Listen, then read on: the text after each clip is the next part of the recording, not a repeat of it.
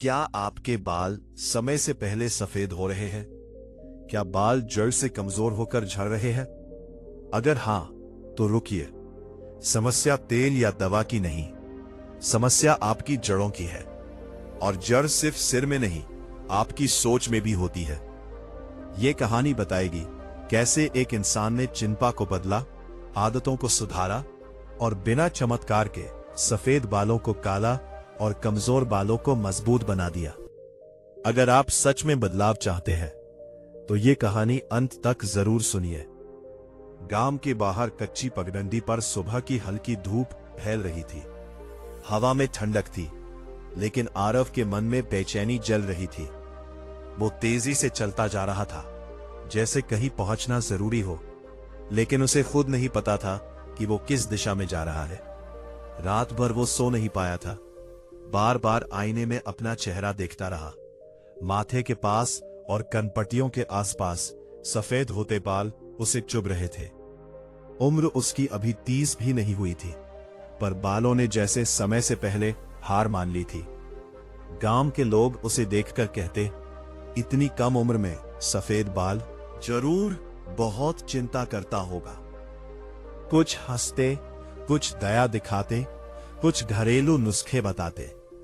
किसी ने कहा आंवला खाओ, किसी ने कहा तेल बदलो, किसी ने कहा डॉक्टर के पास जाओ। आरव ने सब किया। महंगे तेल खरीदे, जड़ी बूटियां खाई, दवाइयां ली। कुछ दिन उम्मीद जागती, फिर सब वैसा ही हो जाता। धीरे धीरे उसकी परेशानी सिर्फ बालों तक सीमित नहीं रही। वो खुद से नफरत करने लगा। उसे लगता लोग उसकी तरफ देखकर फुसफुसाते हैं। काम में उसका मन नहीं लगता। छोटी छोटी बातों पर गुस्सा आने लगा। घर में मां बाप उसकी चिंता करते, पर वो चिड़चिड़ा हो गया था। उस सुबह वो बिना किसी को बताए घर से निकल पड़ा। मन में एक ही सवाल था, क्या सच में कोई ऐसा उपाय है जिससे सब ठीक हो जाए? क्या कोई चमत्कार हो सकता है? चलते चलते वहां गांव से दूर एक पुराने बरगद के पेड़ के पास पहुंचा। वहां अक्सर एक वृद्ध साधु बैठते थे। लोग कहते थे वे कम बोलते हैं, पर जो बोलते हैं सीधा दिल में उतर जाता है। आरव ने कभी उनसे बात नहीं की थी, पर आज उसके कदम खुद खुद वहीं रुक गए। साधु शांत बैठे थे, आंखें बंद, चेहरा स्थिर। आसपास पत्तों की हल्की सरसराहट थी। आरव थोड़ी दूरी पर बैठ गया। उसका मन उथल पुथल से भरा था। कुछ देर बाद साधु ने आंखें खोली। उनकी नजर सीधी आरव पर पड़ी। नजर में सवाल नहीं था, बस समझ थी। क्यों परेशान हो? उन्होंने धीमे स्वर में पूछा। आरव की आंखें भर आई। मेरे बाल सफेद हो रहे हैं। मैं बहुत कोशिश कर चुका हूं, कोई फायदा नहीं। लोग मजाक उड़ाते हैं, मैं खुद को देख नहीं पाता। साधु कुछ क्षण चुप रहे, फिर उन्होंने पास की मिट्टी में उग रहे एक छोटे पौधे की ओर इशारा किया। इस पौधे को देखो, अगर इसकी जड़ में रोज थोड़ा थोड़ा जहर डाल दिया जाए और ऊपर से कितना भी पानी डालो, क्या ये हरा रहेगा? नहीं, आरव ने कहा।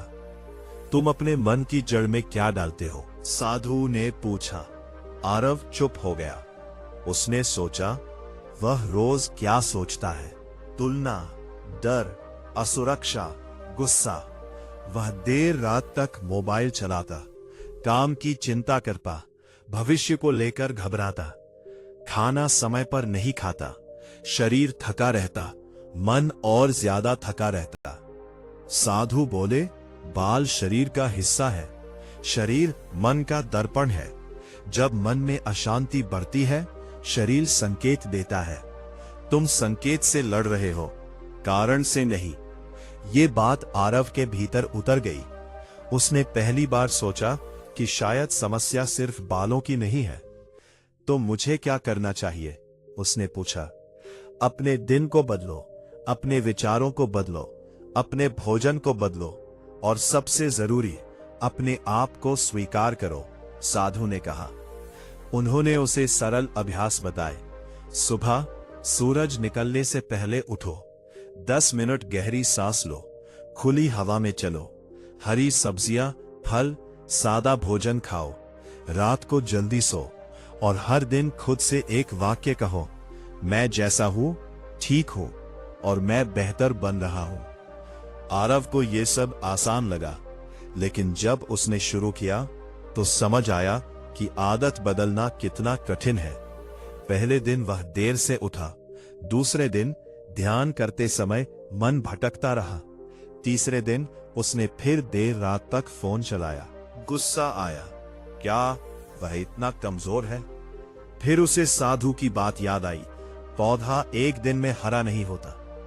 उसने हार नहीं मानी, धीरे धीरे उसने छोटी जीतों पर ध्यान देना शुरू किया। एक दिन समय पर सोया, एक दिन पूरा दिन बिना शिकायत बिताया, एक दिन उसने आईने में खुद को देखकर मुस्कुराने की कोशिश की। कुछ हफ्तों बाद उसे बदलाव दिखने लगा। उसके चेहरे पर पहले जैसी थकान नहीं थी, आंखों के नीचे के काले घेरे हल्के हो गए। उसका गुस्सा मज थी।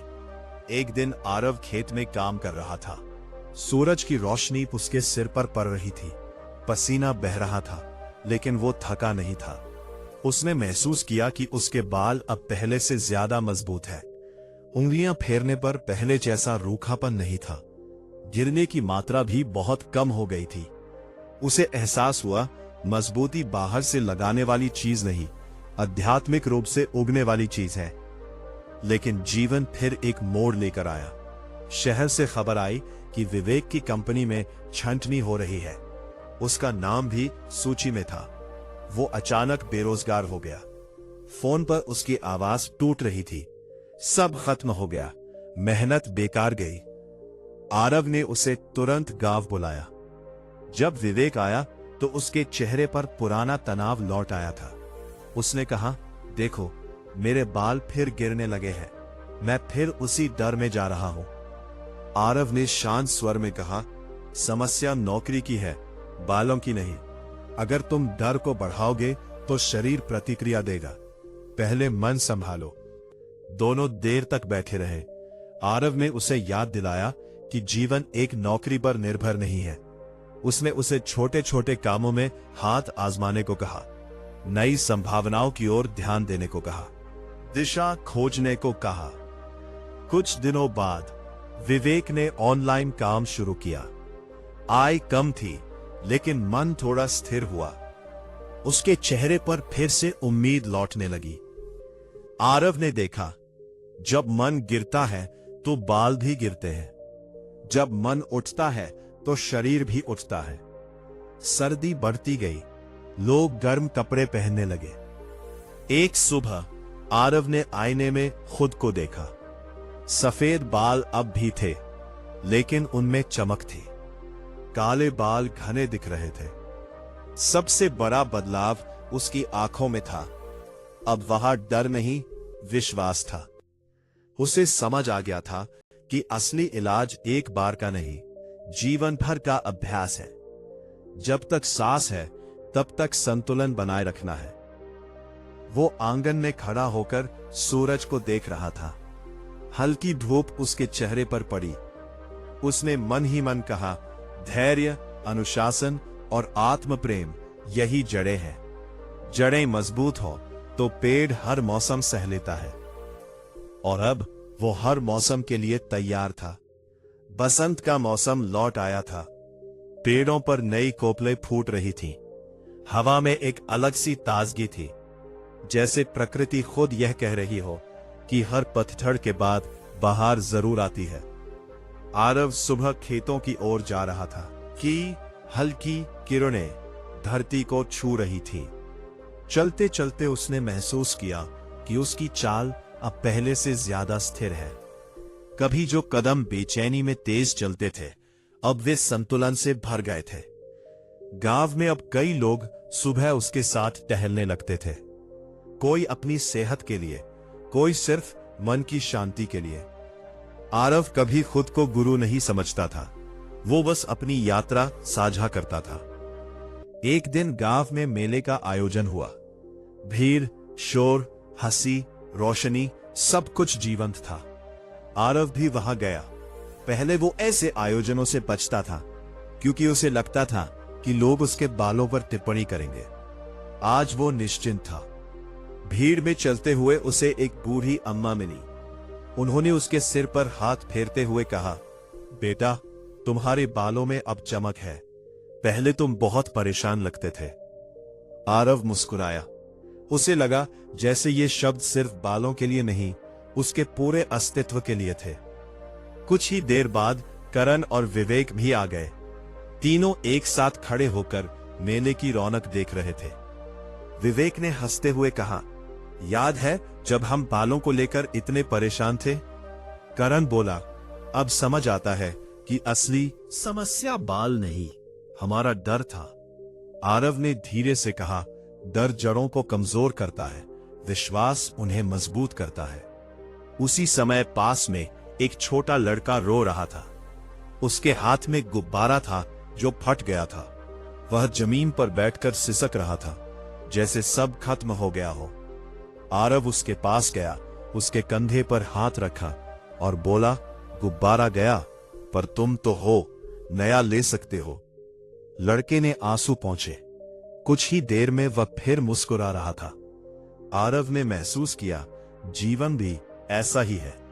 कुछ चीजें टूटेंगी, कुछ बदलेंगी, पर हम अगर भीतर से मजबूत हैं, तो फिर से खड़े हो सकते हैं। समय बीतता गया। अब उसके बालों में सफेदी और कालेपन का संतुलन था। नए उगने वाले बाल पहले से स्वस्थ और मजबूत थे। गिरना लगभग सामान्य हो गया था। लेकिन सबसे बड़ी बात यह थी कि अब वह हर सुबह आईने में खुद को देखकर मुस्कुराता था। एक शाम वह अकेला तालाब के किनारे बैठा था। पानी शांत था। उसमें उसका प्रतिबिंब दिख रहा था। उसने अपने बालों को देखा, फिर अपनी आंखों को। उसे लगा जैसे वह पहली बार खुद को सच में देख रहा है। उसे समझ आ गया था कि शरीर को पोषण देना जरूरी है। सही भोजन, पर्याप्त नींद, नियमित व्यायाम। लेकिन उससे भी ज्यादा जरूरी है मन को पोषण देना। सकारात्मक विचार, कृतज्ञता, आत्मस्वीकार। अगर मन हर दिन खुद को कोसेगा तो कोई तेल, कोई दवा स्थायी असर नहीं करेगी। अगर मन हर दिन खुद को सहारा देगा तो शरीर धीरे धीरे उसका साथ देगा। कुछ दिनों बाद वही बरगद का पेड़ जहां से ये यात्रा शुरू हुई थी, उसके सामने खड़ा था। वो वहां गया और चुपचाप बैठ गया। अब वहां कोई सवाल नहीं था, कोई शिकायत नहीं, सिर्फ कृतज्ञता थी। हवा में पत्तों की हल्की आवाज थी। उसे लगा जैसे जीवन कह रहा हो, तुमने समझ लिया। वो मुस्कुराया। उसे जीवन की बात गोश हुई। आपको कभी बाल दुश्मन नहीं थे। वे एक संकेत थे, रुकने का, देखने का, खुद को बदलने का। अगर वे ना आते तो शायद वो कभी अपने भीतर झांकता ही नहीं। आज वो जानता था कि मजबूती का मतलब सिर्फ काले घने बाल नहीं। मजबूती का मतलब है हर परिस्थिति में संतुलित रहना। अगर तनाव आए तो सांसों का सहारा लो। अगर डर आए तो विश्वास याद करो। अगर गिरावट आए तो फिर से शुरू करो। हाँ, आसमान नारंगी रंग से भर गया था। आरव ने आखिरी बार तालाब के पानी में अपना चेहरा देखा। वह अब सिर्फ अपने बालों से नहीं, अपने पूरे अस्तित्व से संतुष्ट था। और यही उसकी असली जीत थी। बाल जड़ों से मजबूत हुए क्योंकि उसने अपनी सोच की जड़ों को मजबूत किया। सफेदी कम हुई क्योंकि भीतर का अंधेरा कम हुआ। अब वह जानता था, जो खुद को संभालता है उसे समय भी नहीं हरा सकता। अगर इस कहानी ने आपके दिल को छुआ, अगर आपको